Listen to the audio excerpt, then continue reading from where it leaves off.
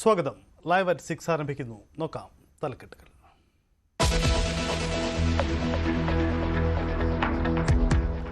സംസ്ഥാനത്ത് ശക്തമായ മഴ വരുന്നു. 6 ജില്ലകളിൽ റെഡ് അലേർട്ട്, 5 ജില്ലകളിൽ ഓറഞ്ച് അലേർട്ട്. അടുത്ത 3 മണിക്കൂറിൽ അതിതീവ്ര മഴ. ഡൽഹിയിലെ കനത്ത മഴയിൽ 4 മരണം. This is not just a new port, but the beginning of a new era that will give Indian trade and logistics a stronger global presence. ലോകത്തിന് മുന്നിൽ കേരളത്തിന്റെ കവാടം തുറന്നു. വിഴിഞ്ഞം പദ്ധതി രാജ്യത്തിന് സമർപ്പിച്ച പ്രധാനമന്ത്രി. പുതിയ കാല വികസനത്തിന്റെ മാതൃകയാണ് വിഴിഞ്ഞമെന്ന മോദി. ശ്രീ അനന്ത പദ്മനാഭ പാണ്ഡെ മണി ലേക്ക് വരാൻ സാധ് തീർത്ഥ ദിൽ എനിക്ക് അതിയായ സന്തോഷമുണ്ട്. കേരളത്തിന്റെ സ്വപ്നം യാഥാർത്ഥ്യമായെന്ന് മുഖ്യമന്ത്രി. അങ്ങനെ നമ്മൾ ഇതും നേടി. ഇത് കേരളത്തിൻ്റെ ദീർഘകാലമായ സ്വപ്നമാണ്. ആ സ്വപ്ന സാക്ഷാത്കാരത്തിൻ്റെ നിമിഷമാണ്.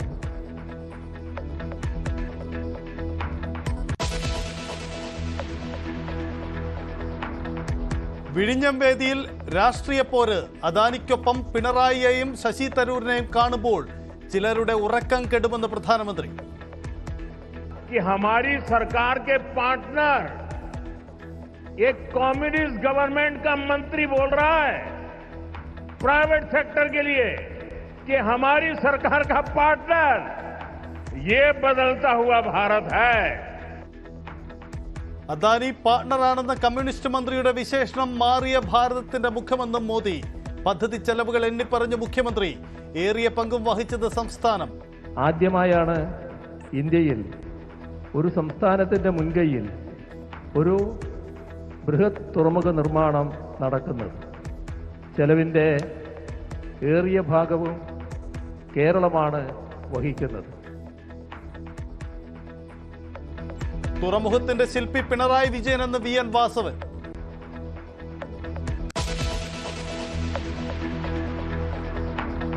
സംസ്ഥാനത്തുടനീളം ഉമ്മൻചാണ്ടി അനുസ്മരണം സംഘടിപ്പിച്ച് കോൺഗ്രസ്. ഉമ്മൻചാണ്ടിയുടെ കല്ലറയിൽ പ്രാർത്ഥന. വിഴിഞ്ഞത്തെക്കുറിച്ചുള്ള ഉമ്മൻചാണ്ടിയുടെ പ്രസംഗം പങ്കുവച്ച് VD സതീശൻ. ഒരു കാര്യം വ്യക്തമാണ്, സംസ്ഥാനത്തിന്റെ താല്പര്യങ്ങൾ സംരക്ഷിച്ചുകൊണ്ട് ഈ വിഴിഞ്ഞം തുറമുഖ പദ്ധതി നടപ്പിലാക്കിയിരിക്കും, യാതൊരു സംശയവും വേണ്ട. BJP അധ്യക്ഷൻ രാജീവ് ചന്ദ്രശേഖറിന് വേദിയിൽ ഇരിപ്പിടം നൽകിയത് ചർച്ചയാക്കി CPM.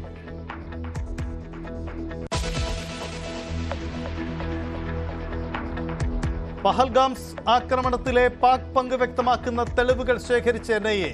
ഭീകരരെ നിയന്ത്രിച്ചത് ISI. ആക്രമണം ആസൂത്രണം ചെയ്തത് പാകിസ്ഥാനിലെ ലഷ്കർ ആസ്ഥാനത്ത്. പാക് രഹസ്യാന്വേഷണ ഏജൻസി ലഷ്കർ-ഇ-തോയ്ബ ബന്ധം വ്യക്തമെന്നും NIA.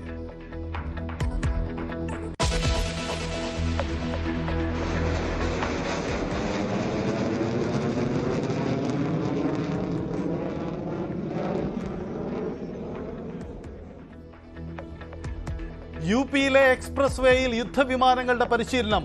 പാകിസ്ഥാനെതിരെ എന്തിനും സജ്ജമെന്ന് സേനകൾ. ഇനി അതിർത്തി ലംഘിച്ചാൽ തകർത്തു കളയുമെന്ന് നാവികസേനയുടെ മുന്നറിയിപ്പ്. അനന്തനാഗിൽ ഭീകരർക്കായി വ്യാപക തെരച്ചിൽ. പണ്ട് തീവ്രവാദികളെ സഹായിച്ചിട്ടുണ്ടെന്ന് സമ്മതിച്ച മുൻ പാക് മന്ത്രി ബിലാവൽ ഭൂട്ടോ.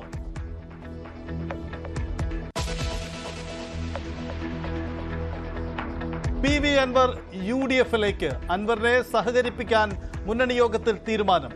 സഹകരണം എങ്ങനെ വേണമെന്ന് കോൺഗ്രസ് തീരുമാനിക്കും. തൃണമൂൽ കോൺഗ്രസായി തന്നെ UDFിലെത്തുമെന്ന് PV അൻവർ.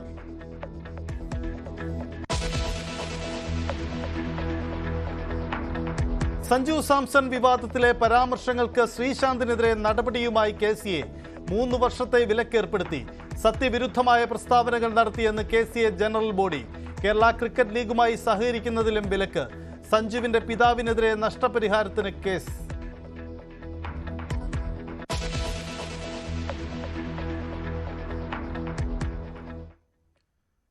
വിശദമായി കിടക്കുമ്പോൾ സംസ്ഥാനത്ത് അതിതീവ്ര മഴ മുന്നറിയിപ്പുമായി കാലാവസ്ഥാ വകുപ്പ്. 6 ജില്ലകളിൽ റെഡ് അലർട്ട് പ്രഖ്യാപിച്ചു. 5 ജില്ലകളിൽ ഓറഞ്ച് അലർട്ടാണ്. അടുത്ത 3 മണിക്കൂറിലേക്കാണ് അപ്രതീക്ഷിത മുന്നറിയിപ്പ്. MG മിഥുൻ വിവരങ്ങളുമായി ചേരുന്നു. മിഥുൻ, അപ്രതീക്ഷിത മുന്നറിയിപ്പുണ്ട്. 3 മണിക്കൂറാണ് റെഡ് അലേർട്ട് 6 ജില്ലകളിൽ, മറ്റു ജില്ലകളിൽ ഓറഞ്ച് അലേർട്ടുമുണ്ട്. എന്താണ് കാലാവസ്ഥാ നിരീക്ഷണ കേന്ദ്രത്തിന്റെ മുന്നറിയിപ്പുകൾ? സൈത്ത്, മുന്നറിയിപ്പ് പുറപ്പെടുവിപ്പിക്കുന്നതിന് മുമ്പ് തന്നെ തിരുവനന്തപുരം ജില്ലയിൽ അതിതീവ്ര മഴ തന്നെയാണ് പെയ്യുന്നത്. ഇപ്പോഴും പല നഗരങ്ങളിലെ പലയിടങ്ങളിലും വെള്ളക്കെട്ട് രൂക്ഷമായ കാര്യങ്ങൾ അല്ലെങ്കിൽ അത്തരത്തിലുള്ള വാർത്തകൾ പുറത്തു വരികയും ചെയ്യുന്നുണ്ട്. അതായത് അടുത്ത 3 മണിക്കൂറിൽ സംസ്ഥാനത്ത് വലിയ ഇടിമിന്നലോട് കൂടിയുള്ള ശക്തമായ കാറ്റോട് കൂടിയുള്ള മഴയ്ക്ക് സാധ്യതയെന്നാണ് മുന്നറിയിപ്പ് വന്നത്. 5 മണിക്കാണ് ഇത് സംബന്ധിച്ചുള്ള മുന്നറിയിപ്പ് പുറപ്പെടുവിക്കുന്നത്. അതിൽ 6 ജില്ലകളിൽ റെഡ് അലേർട്ട് പ്രഖ്യാപിച്ചിട്ടുണ്ട്. 6 ജില്ലകൾ എന്നത് തിരുവനന്തപുരം, കോട്ടയം, ഇടുക്കി, എറണാകുളം, കണ്ണൂർ, കാസർഗോഡ് തുടങ്ങിയ ജില്ലകളിലാണ് റെഡ് അലേർട്ട് പ്രഖ്യാപിച്ചിരിക്കുന്നത്. 5 ജില്ലകളിൽ ഓറഞ്ച് അലേർട്ടും പ്രഖ്യാപിച്ചിട്ടുണ്ട്. പത്തനംതിട്ട, പാലക്കാട്, മലപ്പുറം, കോഴിക്കോട്, വയനാട് തുടങ്ങിയ ജില്ലകളിലാണ് ഓറഞ്ച് അലേർട്ട്. യെല്ലോ അലേർട്ട് മറ്റു 3 ജില്ലകളിലുണ്ട്. കൊല്ലം, ആലപ്പുഴ, തൃശൂർ തുടങ്ങിയ ജില്ലകളിലാണ് യെല്ലോ അലേർട്ട് പ്രഖ്യാപിച്ചിട്ടുള്ളത്.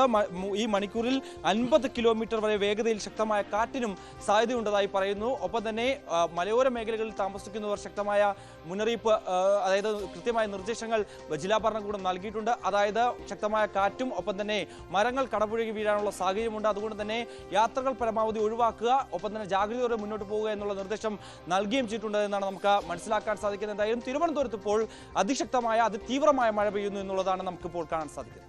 യെസ്, അതാണ് സാഹചര്യം. എന്തായാലും പുതിയ അലർട്ട് കൂടി വരുന്നു. 5:50 പുറപ്പെടുവിച്ച അലർട്ട് പ്രകാരം അടുത്ത 3 മണിക്കൂറിൽ ആലപ്പുഴ ജില്ലയിൽ മാത്രമാണിപ്പോൾ അലർട്ട് നിൽക്കുന്നത്. അങ്ങനെയെങ്കിൽ നേരത്തെ പ്രഖ്യാപിച്ച റെഡ് അലർട്ട് പിൻവലിക്കപ്പെട്ടോ എന്ന കാര്യത്തിൽ ഒരു വ്യക്തത കൂടി വരേണ്ടതുണ്ട്.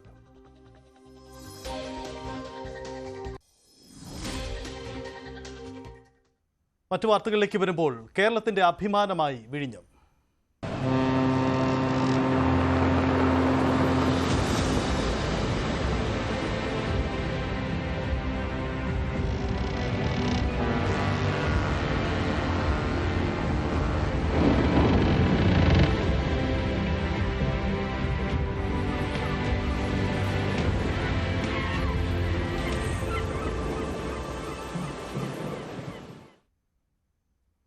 വിഴിഞ്ഞം അന്താരാഷ്ട്ര തുറമുഖം പ്രധാനമന്ത്രി നരേന്ദ്രമോദി രാജ്യത്തിന് സമർപ്പിച്ചു. വിഴിഞ്ഞം തുറമുഖത്ത് നടന്ന പ്രൗഢഗംഭീരമായ ചടങ്ങിലാണ് പ്രധാനമന്ത്രി നരേന്ദ്രമോദി പദ്ധതി കമ്മീഷൻ ചെയ്തത്. കേരളം സമുദ്ര വ്യാപാരത്തിന്റെ കേന്ദ്രമായി മാറുമെന്ന് പ്രധാനമന്ത്രി നരേന്ദ്രമോദി പറഞ്ഞു. തുറമുഖം പൂർണ്ണ പ്രവർത്തന സജ്ജമാകുമ്പോൾ സാമ്പത്തിക നേട്ടം രാജ്യത്തിനും കേരളത്തിനും ഉണ്ടാകുമെന്നും പ്രധാനമന്ത്രി വ്യക്തമാക്കി. രാജ്യത്തിന്റെ വികസന കവാടമാണ് വിഴിഞ്ഞത്തിലൂടെ തുറക്കുന്നതെന്ന് മുഖ്യമന്ത്രി പിണറായി വിജയനും പറഞ്ഞു.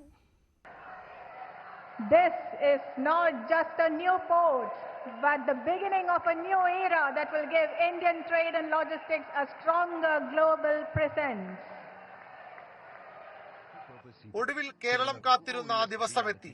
വികസന സ്വപ്നങ്ങളിൽ പുതിയ ചരിത്രം എഴുതി വിഴിഞ്ഞം തുറമുഖം പ്രധാനമന്ത്രി നരേന്ദ്രമോദി ഇന്ത്യക്ക് സമർപ്പിച്ചു. നമുക്ക് ഓരു വികസിത് കേരളം പട്ടുയാർത്ഥം ജയ് കേരളം ജയ് ഭാരത്. മുഖ്യമന്ത്രിക്കും ഗവർണർക്കുമൊപ്പം തുറമുഖ പദ്ധതി പ്രദേശം സന്ദർശിച്ച ശേഷമായിരുന്നു ഉദ്ഘാടനത്തിന് പ്രധാനമന്ത്രി വേദിയിലെത്തിയത്. വിഴിഞ്ഞത്തിന്റെ പ്രാധാന്യത്തെയും അത് രാജ്യത്തിന് നൽകാൻ പോകുന്ന നേട്ടങ്ങളെയും കുറിച്ച് നരേന്ദ്രമോദി വാചാലനായി. ഈ സീ പോർട്ട് को 8,800 करोड़ रुपीस की लागत से तैयार किया गया है. अभी इस ट्रांसशिपमेंट हब की जो क्षमता है वो भी आने वाले समय में बढ़कर के 3 गुनी हो जाएगी. यहां दुनिया के बड़े मालवाहक जहाज आसानी से आ सकेंगे. എത്രത്തോളം പ്രാധാന്യം സംസ്ഥാന സർക്കാർ വിഴിഞ്ഞത്തിന് നൽകുന്നുവെന്ന് വ്യക്തമാക്കുന്നതായിരുന്നു മുഖ്യമന്ത്രിയുടെ പ്രസംഗം. 2ഉം 3ഉം ഘട്ടങ്ങൾ 2028 പൂർത്തിയാക്കുമെന്ന് പിണറായി വിജയൻ പറഞ്ഞു. അങ്ങനെ നമ്മൾ ഇതും നേടി. ഇത് കേരളത്തിന്റെ ദീർഘകാലമായ സ്വപ്നമാണ്. ആ സ്വപ്ന സാക്ഷാത്കാരത്തിന്റെ നിമിഷമാണിത്. എല്ലാ രീതിയിലും അഭിമാനകരമായ നിമിഷം. ഇത് നമ്മുടെ രാജ്യത്തിൻ്റെ ഏറ്റവും പ്രധാനപ്പെട്ട പോർട്ടായി മാറുകയാണ്. തുറമുഖ മന്ത്രി വി എൻ വാസവനാണ് ഉദ്ഘാടന സമ്മേളനത്തിൽ സ്വാഗതം പറഞ്ഞത്. കേന്ദ്രമന്ത്രിമാരായ സുരേഷ് ഗോപിയും ജോർജ് കുര്യനും എംപിമാരും കോവളം MLAയും അദാനി കമ്പനി പ്രതിനിധികളും വേദിയിലുണ്ടായിരുന്നു. പ്രതിപക്ഷ നേതാവ് VD സതീശനും ഇരിപ്പിടമുണ്ടായിരുന്നു. എന്നാൽ അദ്ദേഹം ബഹിഷ്കരിച്ചതിനാൽ ആ ഇരിപ്പിടം ഒഴിഞ്ഞുകിടന്നു. വിഴിഞ്ഞം തുറമുഖത്തിന്റെ ഉദ്ഘാടന ചടങ്ങിലും രാഷ്ട്രീയ വിവാദങ്ങൾക്കും തർക്കങ്ങൾക്കും കുറവുണ്ടായിരുന്നില്ല.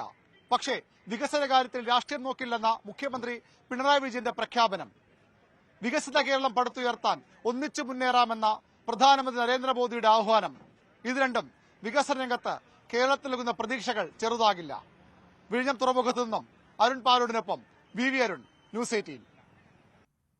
വിഴിഞ്ഞം തുറമുഖ ഉദ്ഘാടന വേദിയിൽ കോൺഗ്രസിനെയും CPM-നെയും ട്രോളി പ്രധാനമന്ത്രി നരേന്ദ്രമോദി.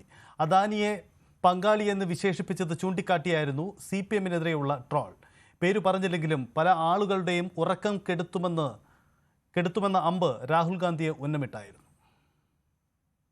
വികസനത്തിൽ രാഷ്ട്രീയമില്ലെന്ന് ആവർത്തിക്കുമ്പോഴും വിഴിഞ്ഞം തുറമുഖ ഉദ്ഘാടന വേദിയിൽ ഏറെക്കുറെ പച്ചയ്ക്ക് തന്നെയായിരുന്നു പ്രധാനമന്ത്രി നരേന്ദ്രമോദി രാഷ്ട്രീയം പറഞ്ഞത്.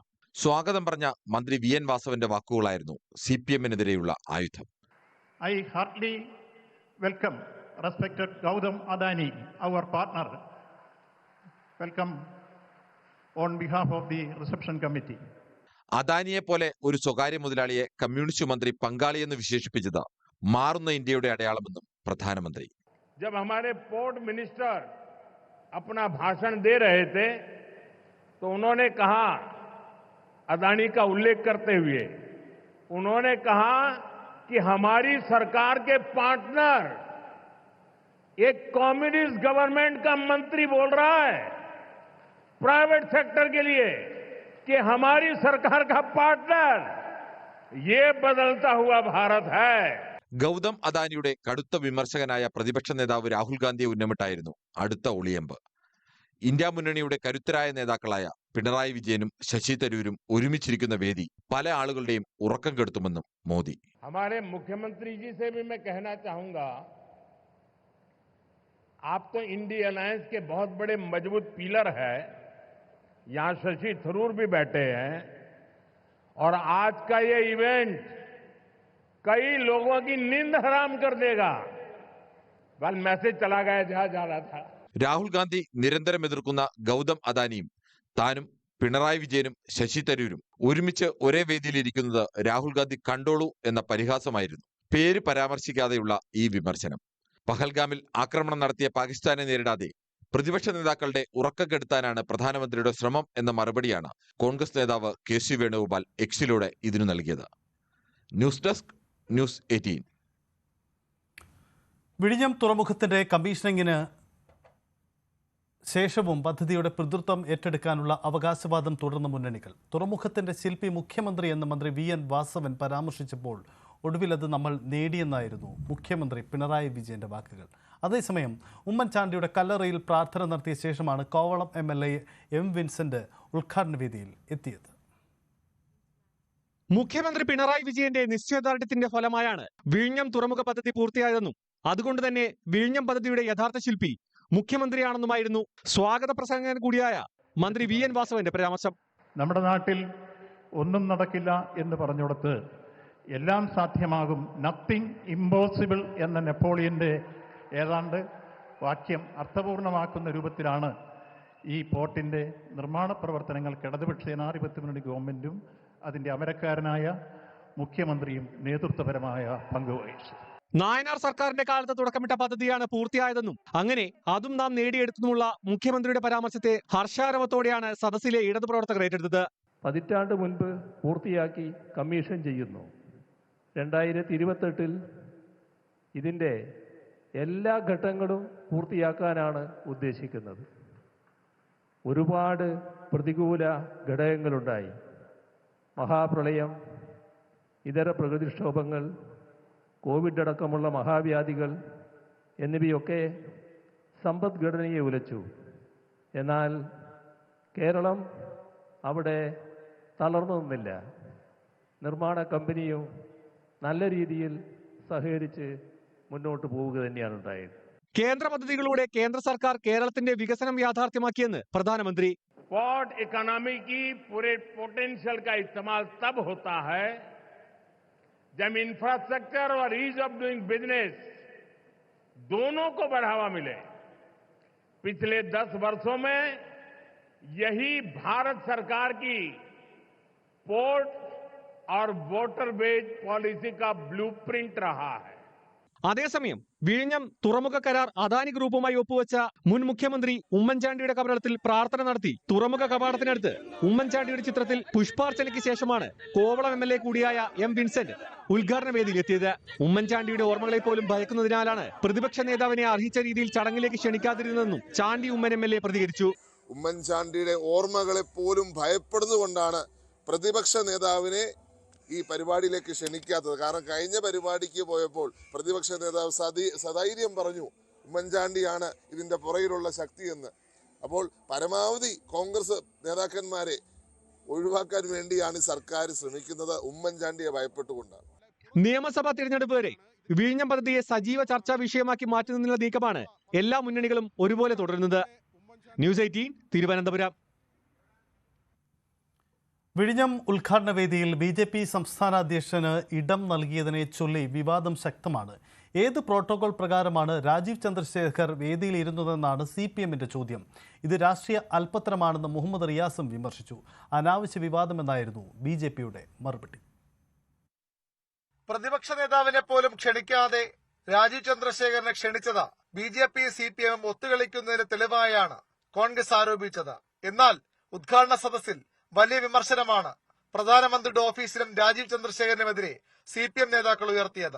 അതിന്റെ പ്രോട്ടോകോൾ എന്താണെന്നുള്ളത് ഞങ്ങൾക്ക് ആർക്കും വ്യക്തമല്ല, മലയാളിക്കും വ്യക്തമല്ല, രാജ്യത്തിൽ ആർക്കും വ്യക്തമല്ല. ഇവിടെ ഗവൺമെന്റ് പരിപാടിയാണ്, കേരള ഗവൺമെന്റാണ് ഈ പരിപാടി പ്ലാൻ ചെയ്തിട്ടുള്ളത്. സംസ്ഥാന ഗവൺമെന്റിന്റെ പദ്ധതിയാണ്. ആ പരിപാടിയുടെ ഭാഗമായിട്ട് ഒരു പാർട്ടിയുടെ മാത്രം വ്യക്താവിനെ സ്റ്റേജിലേക്ക് ഇരുത്തുക ഔദ്യോഗികമല്ലാതെ എന്നുള്ള നിലപാട് സ്വീകരിച്ച് ജനാധിപത്യ വിരുദ്ധമാണ്. എന്തുകൊണ്ട് കേരളത്തിൽ BJP വളരുന്നില്ല എന്നതിന്റെ കാരണം തന്നെ ഇതെന്നായിരുന്നു രാജീവ് ചന്ദ്രശേഖരനെ ചൂണ്ടി മുഹമ്മദ് റിയാസിന്റെ പരിഹാസം. എന്തുകൊണ്ട് കേരളത്തിൽ BJP വളരുന്നില്ല എന്നുള്ളതിന്റെ ഒരു ഉദാഹരണമാണ്. ഇത്തരം രാഷ്ട്രീയ അല്പത്തരമാണ് BJP നടത്തിക്കൊണ്ടിരിക്കുന്നത്. പ്രധാനമന്ത്രിയുടെ ഓഫീസ് എന്ത് മാനദണ്ഡത്തിലാണ് അദ്ദേഹത്തെ ഇരുത്തിയത്? മറ്റൊന്നും പറയാനില്ലാത്തതുകൊണ്ടാണ് ഇത്തരം കാര്യങ്ങൾ വിവാദമാക്കുന്നതെന്ന് കൊച്ചി മെട്രോയുടെ ഉദ്ഘാടന ചടങ്ങിൽ സമാന വിമർശനം നേരിട്ട കുമ്മനം രാജശേഖരൻ പറയുന്നു. ഈ വിമർശിക്കേണ്ടവർ കുറ്റങ്ങളും കുറവുകളും എല്ലാം നോക്കി നിഷേധാത്മകമായ സമീപനം സ്വീകരിക്കുന്നതുകൊണ്ടാണ് ഇത്തരത്തിലുള്ള പ്രചരണവുമായിട്ട് രംഗത്ത് വരുന്നത്. സൃഷ്ടിപരമായി രചനാത്മകമായി ഒരു വിഷയത്തെ നോക്കിക്കാണാൻ അവർക്കറിയില്ല. വിനാശകരമായ സമീപനത്തിലൂടെ ഒരു നാടിന്റെ താല്പര്യത്തെ എങ്ങനെ ധ്വംസിക്കാൻ കഴിയും എന്നുള്ളതിനെക്കുറിച്ചാണ് അവർ ചിന്തിക്കുന്നത്. അതുകൊണ്ട് ഇത്തരത്തിലുള്ള വില കുറഞ്ഞ തരംതാണ പ്രചരണത്തിനൊന്നും യാതൊരു അടിസ്ഥാനമില്ല. വിഴിഞ്ഞത്തെ CPMഉം BJPയും ഭായി ആണെന്നായിരുന്നു രമേശ് ചെന്നിത്തലയുടെ വിമർശനം. ധനമന്ത്രി KN ബാലഗോപാലും മുഹമ്മദ് റിയാസും ഉൾപ്പെടെയുള്ള മന്ത്രിമാർക്കും വേദിയിൽ ഇടമില്ലായിരുന്നു. ജനപ്രതിനിധികൾക്ക് പുറമെ പ്രധാനമന്ത്രിക്കൊപ്പം വേദി പങ്കിട്ട ഒരേയൊരു രാഷ്ട്രീയ നേതാവായിരുന്നു രാജീവ് ചന്ദ്രശേഖർ. ന്യൂസ് 18 തിരുവനന്തപുരം. ഉദ്ഘാടന പ്രസംഗത്തിൽ ഇന്ത്യ മുന്നണിക്കെതിരെ മോദി നടത്തിയ പരിഹാസം മലയാളത്തിലേക്കുള്ള തർജ്ജമയിൽ ചോർന്നുപോയി. ഇന്ത്യ അലയൻസ് അഥവാ ഇന്ത്യ മുന്നണിയിലെ അംഗങ്ങളായ പിണറായി വിജയനും ശശി തരൂരും ഈ ചടങ്ങിൽ പങ്കെടുത്തത് പലരുടെയും ഉറക്കം കെടുത്തുമെന്നാണ് മോദി ഹിന്ദിയിൽ പറഞ്ഞത്. എന്നാൽ മലയാളത്തിലേക്ക് തർജ്ജമ ചെയ്ത വ്യക്തി ഇന്ത്യ അലയൻസിനെ ഇന്ത്യൻ എയർലൈൻസ് എന്ന് തെറ്റിദ്ധരിപ്പിച്ച് വ്യോമയാന മേഖലയിലെ പ്രശ്നങ്ങൾ പരിഹരിക്കണമെന്ന് മാറ്റി. അബദ്ധം മനസ്സിലാക്കിയ മോദി സന്ദേശം കിട്ടേണ്ടവരിലേക്ക് അത് എത്തിയിട്ടുണ്ടെന്ന് പറഞ്ഞ് രംഗം കൈപ്പിടിയിലേക്ക് മാറ്റുകയും ചെയ്തു. आप तो इंडिया अलायंस के बहुत बड़े मजबूत पिलर है. यहाँ शशि थरूर भी बैठे हैं और आज का ये इवेंट कई लोगों की नींद हराम कर देगा. നമ്മുടെ എയർലൈൻസുമായിട്ടുള്ള ബന്ധപ്പെട്ട പ്രശ്നങ്ങൾ, അതുമായി ബന്ധപ്പെട്ട കാര്യങ്ങളിലും ആവശ്യമായ ശ്രദ്ധ നൽകണം. He could not.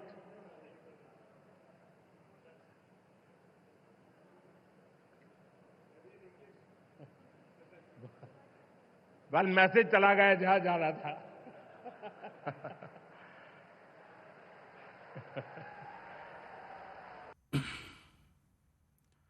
ജമ്മു കാശ്മീരിലെ പഹൽഗാമിൽ നടന്ന ഭീകരാക്രമണത്തിൽ പാകിസ്ഥാന്റെ പങ്ക് വ്യക്തമാക്കുന്ന കൂടുതൽ തെളിവുകൾ ശേഖരിച്ച് ദേശീയ അന്വേഷണ ഏജൻസി. ഏപ്രിൽ 22-നുണ്ടായ ഭീകരാക്രമണത്തിൽ പാകിസ്ഥാൻ രഹസ്യാന്വേഷണ ഏജൻസി ഇന്റർ സർവീസസ് ഇന്റലിജൻസിനും ഭീകര സംഘടനയായ ലഷ്കർ ഇ തൊയ്ബയും തമ്മിലുള്ള ബന്ധം വ്യക്തമാക്കുമെന്ന് NIA പ്രാഥമിക റിപ്പോർട്ടിൽ പറയുന്നു എന്നതാണ് വിവരം. അതിനിടെ ഇന്ത്യയിലേക്ക് കടന്നാൽ തകർത്ത് കളയുമെന്ന് പാകിസ്ഥാന് ഇന്ത്യൻ നാവികസേന മുന്നറിയിപ്പ് നൽകി. സേന അഭ്യാസ പ്രകടനം തുടരുന്നതിനിടെയാണ് നാവികസേനയുടെ സന്ദേശം.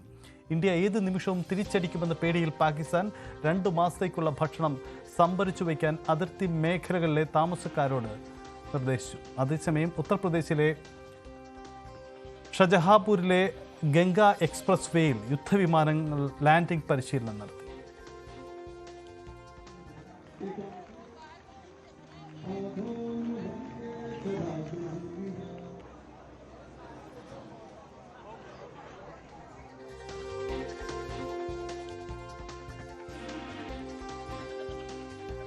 കിരൺ ബാബു ചേരുന്നു. കിരൺ, അതിർത്തിയിലെ സാഹചര്യം സങ്കീർണമാണ്. യുദ്ധം മുന്നിൽ കണ്ട് പാകിസ്ഥാൻ വലിയ തയ്യാറെടുപ്പുകൾ നടത്തുന്നു എന്നതാണോ സാഹചര്യം?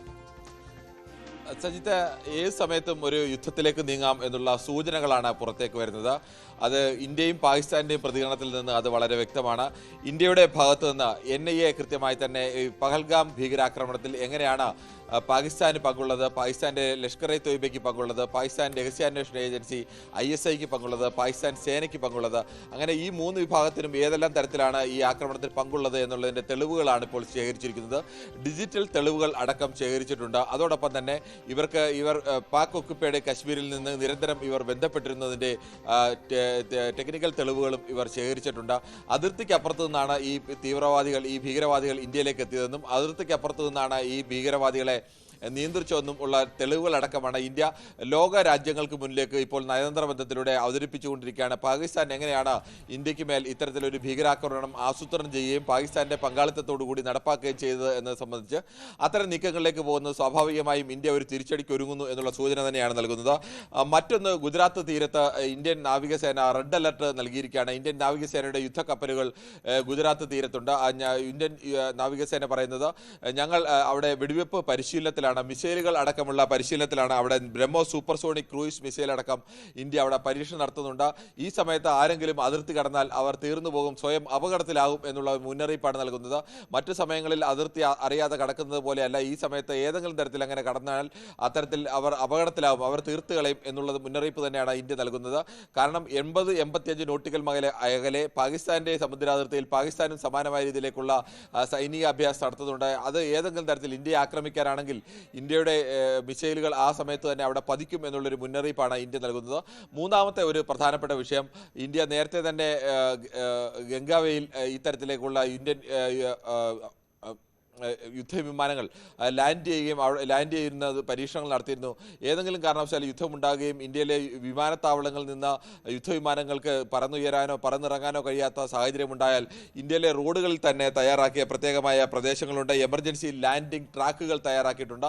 ഈ എമർജൻസി ലാൻഡിംഗ് ട്രാക്കുകൾ ഇപ്പോൾ പരീക്ഷണം നടത്തുന്നത് ഗംഗ എക്സ്പ്രസ് വേയിലാണ്. ഗംഗ എക്സ്പ്രസ് വേയിൽ അത്തരം എമർജൻസി ലാൻഡിംഗ് ട്രാക്കുകളിൽ യുദ്ധവിമാനങ്ങൾ പ്രധാനമായും MiG-29, റഫേൽ, മിറാഷ് 2000 തുടങ്ങിയ യുദ്ധവിമാനങ്ങൾ അവിടെ ലാൻഡ് ചെയ്യാൻ വേണ്ടിയുള്ള പരിശീലനങ്ങളാണ്. അവിടെ റോഡിലേക്ക് ഇറങ്ങി അപ്പോൾ തന്നെ തിരിച്ച് പറന്നുയരുന്ന പരീക്ഷണങ്ങളാണ് ഇപ്പോൾ ഇന്ത്യ നടത്തിക്കൊണ്ടിരിക്കുന്നത്.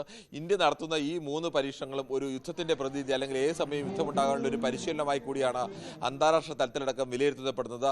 സമാനമായ തരത്തിൽ പാകിസ്ഥാന്റെ ഭാഗത്തു നിന്നും പാക് ഒക്കുപ്പൈഡ് കാശ്മീരിലെ അതിർത്തിയിൽ താമസിക്കുന്ന ആളുകൾ 2 മാസത്തേക്കുള്ള ഭക്ഷണം ശേഖരിക്കണമെന്നും അവിടെ 300 കോടി രൂപയാണ് പാക് അധിനിവേശ കാശ്മീരിലെ പ്രാദേശിക ഭരണകൂടം നീക്കിവെച്ചിരിക്കുന്നത്. ഭക്ഷണം, മരുന്ന്, മറ്റ് അവശ്യ വസ്തുക്കൾ ഇവ ശേഖരിക്കാൻ വേണ്ടിയാണ്. ഏത് സമയം ഇന്ത്യയുടെ ഭാഗത്തു നിന്ന് ഒരു തിരിച്ചടി ഉണ്ടാവും. അങ്ങനെയാണെങ്കിൽ പാക് ഒക്കുപ്പൈഡ് കാശ്മീർ ഒറ്റപ്പെട്ടു പോകാൻ സാധ്യതയുണ്ട്. ഈ സമയത്തേക്കുള്ള ഭക്ഷണം, മരുന്ന്, മറ്റ് അവശ്യ വസ്തുക്കളെല്ലാം ശേഖരിക്കാൻ വേണ്ടിയാണ് ഈ പണം നീക്കിവെച്ചിരിക്കുന്നത്.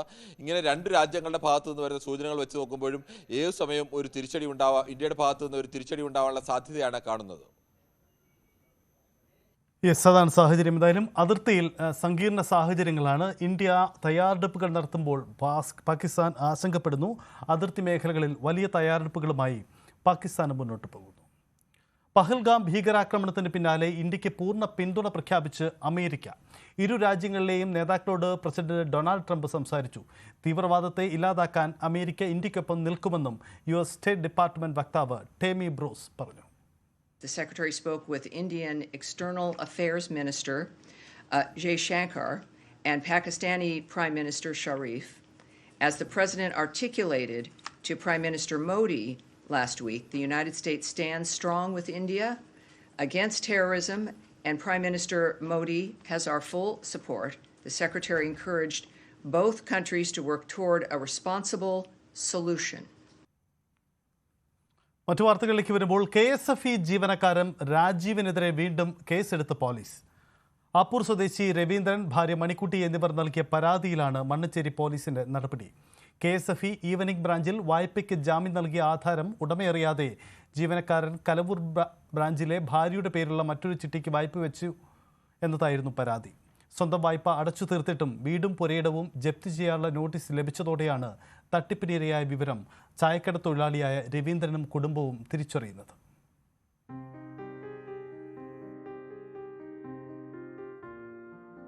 കലൂരി എല്ലാം പറയും, ഈവൻ ബ്രാഞ്ചിൽ ചെല്ലാൻ പറയും,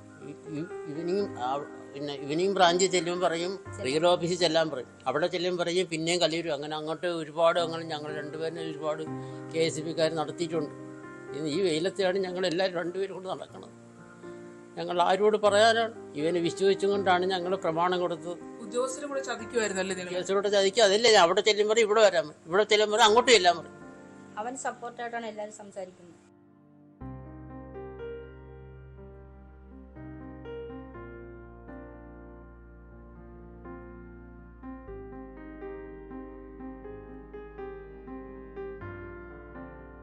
വീട് നിർമ്മാണത്തിനായി 8 ലക്ഷം രൂപ വായ്പ നൽകാമെന്ന് പറഞ്ഞാണ് രാജീവ് ബന്ധുക്കൾ കൂടിയായ രവീന്ദ്രന്റെയും മണിക്കുട്ടിയുടെയും 10 സെന്റ് പുരയിടത്തിന്റെ ആധാരം ഈടായി വാങ്ങിയത്.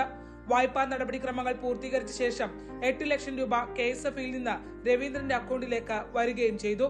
മാസാമാസമുള്ള തിരിച്ചടവ് തന്റെ പക്കൽ നൽകിയാൽ മതിയെന്ന് രാജീവ് പറഞ്ഞു. ഇതിന്റെ അടിസ്ഥാനത്തിൽ 8 ലക്ഷം രൂപയും രവീന്ദ്രൻ നൽകി. ആധാരം തിരിച്ചു കിട്ടുന്ന ഘട്ടമായപ്പോഴാണ് ജപ്തി നടപടികളുമായി KSFE ജീവനക്കാർ വീട്ടിലെത്തുന്നത്. ഇതേ തുടർന്ന് നടത്തിയ അന്വേഷണത്തിലാണ് വഞ്ചിക്കപ്പെട്ട വിവരം കുടുംബം തിരിച്ചറിയുന്നത്. വായ്പയ്ക്കായി രവീന്ദ്രൻ നൽകിയ പുരയിടത്തിന്റെ ആധാരം രാജീവ് കലവൂർ ബ്രാഞ്ചിൽ ഭാര്യയുടെ പേരിലുള്ള ചിട്ടിക്ക് ഈടായി നൽകുകയായിരുന്നു. ചിട്ടി തിരിച്ചടവ് മുടങ്ങിയതോടെ രവീന്ദ്രന് ജപ്തി നോട്ടീസ് കിട്ടിയപ്പോഴാണ് തട്ടിപ്പിന്റെ വിവരം പുറത്തുവരുന്നത്. ജില്ലാ പോലീസ് മേധാവിക്ക് കുടുംബം പരാതി നൽകിയിരുന്നുവെങ്കിലും ഒടുവിൽ കോടതി നിർദ്ദേശത്തെ തുടർന്നാണ് പോലീസ് കേസെടുത്തത്. ഈ KSFE ഉദ്യോഗസ്ഥരുടെ സംഘടന, CIT വിഭാഗത്തിന്റെ സംഘടനയുടെ നേതാവാണ് ഈ കേസിലെ പ്രതി. ഇതിനകത്ത് ഈ പ്രതി ഒറ്റയ്ക്കല്ല ഈ കാര്യം ചെയ്തിട്ടുള്ളത്. KSFEയിലെ മറ്റു ഉദ്യോഗസ്ഥർക്കും ഇതിനകത്ത് പങ്കുണ്ട്. KSFEയിലെ ചെയർമാന് പരാതി കൊടുത്തു, സംസ്ഥാനത്തെ മന്ത്രിക്ക് പരാതി കൊടുത്തു, KSFEയുടെ എല്ലാ ഉദ്യോഗസ്ഥർക്കും പരാതി കൊടുത്തു, ഉന്നത ഉദ്യോഗസ്ഥർക്കൊക്കെ പരാതി കൊടുത്തു. പക്ഷേ ഒരു നടപടി സ്വീകരിക്കാതെ വന്നതിനെ തുടർന്നാണ് ഇങ്ങനെ ഒരു കേസ് കോടതി മുഖാന്തരം ഫയൽ ചെയ്യാനും ഇപ്പോൾ കേസ് എടുപ്പിക്കാനും ഇടയായിട്ടുള്ളത്. ഈവനിംഗ് ബ്രാഞ്ചിൽ നൽകിയ ആധാരം ഉടമയറിയാതെ കലവൂർ ബ്രാഞ്ചിൽ വായ്പയ്ക്കായി ഉപയോഗിച്ചതിനെ സംബന്ധിച്ച് KSFE വിജിലൻസ് വിഭാഗവും അന്വേഷണം ആരംഭിച്ചിട്ടുണ്ട്. സ്പെഷ്യൽ ഗ്രേഡ് അസിസ്റ്റന്റായ രാജീവിനെ KSFE നിലവിൽ പരാതികളുടെ അടിസ്ഥാനത്തിൽ സസ്പെൻഡ് ചെയ്തിരിക്കുകയാണ്. കലവൂർ സ്വദേശി തന്നെയായ സുമയുടെ പരാതിയിലും സൗത്ത് പോലീസ് രാജീവിനെതിരെ അന്വേഷണം നടത്തുന്നുണ്ട്. ശരണ്യ സ്നേഹജൻ, ന്യൂസ് 18 ആലപ്പുഴ. PV അൻവർ UDFിലേക്ക്. അൻവറിനെ സഹകരിപ്പിക്കാൻ UDF തീരുമാനമെടുത്തു. സഹകരണം എങ്ങനെ വേണമെന്ന കാര്യത്തിൽ കോൺഗ്രസ് തന്നെ തീരുമാനമെടുക്കും. ഇതിനായി ചർച്ചകൾ നടത്താൻ VD സതീശനെയാണ് മുന്നണി നേതൃത്വം ചുമതലപ്പെടുത്തിയത്. മുന്നണി പ്രവേശനം സംബന്ധിച്ച് UDFുമായി ഒരു തരത്തിലുള്ള വിലപേശലിലും ഇല്ലെന്ന് PV അൻവർ പ്രതികരിച്ചു. തൃണമൂൽ കോൺഗ്രസായി തന്നെ UDFിനൊപ്പം നിൽക്കുമെന്നും നിലമ്പൂരിൽ UDF വലിയ മാർജിൽ തന്നെ വിജയിക്കുമെന്നും അദ്ദേഹം പറഞ്ഞു. മമതാ ബാനർജി നിലമ്പൂരിൽ തെരഞ്ഞെടുപ്പ് പ്രചരണത്തിന് എത്തിയേക്കുമെന്നും അതിനുള്ള ശ്രമത്തിലാണെന്നും PV അൻവർ പറയും. ഒരു ബന്ധം ഡെവലപ്പ് ചെയ്യുന്നേ ഉള്ളൂ. അതിന് ഇനി ഒരുപാട് കടന്നുപോക്കുകളുണ്ട്. അത് ഞങ്ങൾ ഉദ്ദേശിക്കുന്നത്, ഞങ്ങൾ ആഗ്രഹിക്കുന്ന ഒരു ഘടകകക്ഷിയാകുക എന്നത് തന്നെയാണ്. അതിന് ദേശീയ രാഷ്ട്രീയമായി ബന്ധമുണ്ട്. ആ ദേശീയ രാഷ്ട്രീയത്തിൽ മമതാജിയും അതുപോലെ തന്നെ പ്രിയപ്പെട്ട രാഹുൽജിയും ഒക്കെ ഇതിൽ ഇടപെടേണ്ട വിഷയങ്ങളുണ്ട്. ഇപ്പം നമ്മൾ അതേ സമയത്ത് തന്നെയാണ് അവിടെ ഇലക്ഷൻ വരുന്നത്, മെയ് 26. അപ്പോൾ സ്വാഭാവികമായും അവിടുത്തെ രാഷ്ട്രീയങ്ങൾ കോൺഗ്രസുമായി മുൻകാലങ്ങളിലൊക്കെ എത്രയോ തവണ ധാരണ ഉണ്ടായിട്ടുള്ളതാണ്. CSI സഭയുടെ ഭരണം അഡ്മിനിസ്ട്രേറ്റർക്ക് കൈമാറിയ ഉത്തരവ് റദ്ദാക്കി. മദ്രാസ് ഹൈക്കോടതി ഉത്തരവ് സുപ്രീം കോടതിയാണ് റദ്ദാക്കിയത്. CSI സിനഡിനെ പുറത്താക്കിയ നടപടിയും റദ്ദാക്കി. സിനഡ് ഭാരവാഹികളെ തെരഞ്ഞെടുത്ത തീരുമാനം നിലനിൽക്കുമെന്നും സുപ്രീം കോടതി വ്യക്തമാക്കി. ഇതോടെ നിലവിലെ സെക്രട്ടറി TT പ്രവീൺ ഉൾപ്പെടെയുള്ളവരുടെ ഭരണസമിതി വീണ്ടും അധികാരത്തിലേക്ക് വരും. നാഷണൽ ഹെറാൾഡ് കേസിൽ ഡൽഹി റോസ് അവന്യൂ കോടതി ലോക്സഭാ പ്രതിപക്ഷ നേതാവ് രാഹുൽ ഗാന്ധിക്കും സോണിയാഗാന്ധിക്കും നോട്ടീസ് അയച്ചു. ED നൽകിയ കുറ്റപത്രത്തിൽ മറുപടി അറിയിക്കണമെന്നാവശ്യപ്പെട്ടാണ് ഇരുവർക്കും നോട്ടീസ് അയച്ചിരിക്കുന്നത്. കൂടുതൽ തെളിവുകൾ ED ഇന്ന് കോടതിയിൽ ഹാജരാക്കി. സ്പെഷ്യൽ ജഡ്ജി വിശാൽ ഗോഡയാണ് കേസ് പരിഗണിച്ചത്. മെയ് 7-ന് കേസ് വീണ്ടും പരിഗണിക്കും. കഴിഞ്ഞ തവണ കേസ് പരിഗണിച്ച കോടതി സോണിയാഗാന്ധിക്കും രാഹുൽ ഗാന്ധിക്കും നോട്ടീസ് അയക്കാൻ വിസമ്മതിച്ചിരുന്നു. കൂടുതൽ തെളിവുകളും രേഖകളും ഹാജരാക്കാൻ കോടതി EDക്ക് നിർദ്ദേശം നൽകിയിരുന്നു. IPL ഇന്ന് ഗുജറാത്ത് ടൈറ്റൻസ് സൺറൈസേഴ്സ് ഹൈദരാബാദിനെ നേരിടും. 4ാം സ്ഥാനത്തുള്ള ഗുജറാത്ത് 7ാം ജയമാണ് ലക്ഷ്യം വയ്ക്കുന്നത്. കഴിഞ്ഞ മത്സരത്തിൽ രാജസ്ഥാനോട് തോൽവി വഴങ്ങിയ ഗുജറാത്ത് ഇന്ന് സ്വന്തം സ്റ്റേഡിയത്തിലാണ് കളിക്കാനിറങ്ങുന്നത്. 9 മത്സരങ്ങളിൽ 6ലും തോറ്റ സൺറൈസേഴ്സ് അഭിമാനപൂരനാണ് ഇറങ്ങുന്നത്. 2 മത്സരങ്ങൾ മാത്രം ശേഷിക്കെ 9ാം സ്ഥാനത്താണ് ഹൈദരാബാദ്. കഴിഞ്ഞ സാമ്പത്തിക വർഷത്തെ 4ാം പാദത്തിൽ ഫെഡറൽ ബാങ്കിന്റെ അറ്റാദായം 4052 കോടി രൂപയായി. 4ാം പാദത്തിലെ മാത്രം അറ്റാദായം 13.67% വളർച്ച നേടി. മിഡ് ഈൽഡ് സെഗ്മെന്റുകളിലും കറന്റ് അക്കൗണ്ടുകളിലും ശ്രദ്ധയൂന്നിയുള്ള പ്രവർത്തനങ്ങൾക്കാണ് നേട്ടമെന്ന് MDയും CEOയുമായ KVS മണിയൻ പറഞ്ഞു. കഴിഞ്ഞ 10 വർഷത്തിനുള്ളിലെ മികച്ച ആസ്തി ഗുണമേന്മയാണ് ഇതെന്നും ബാങ്ക് MD വ്യക്തമാക്കി.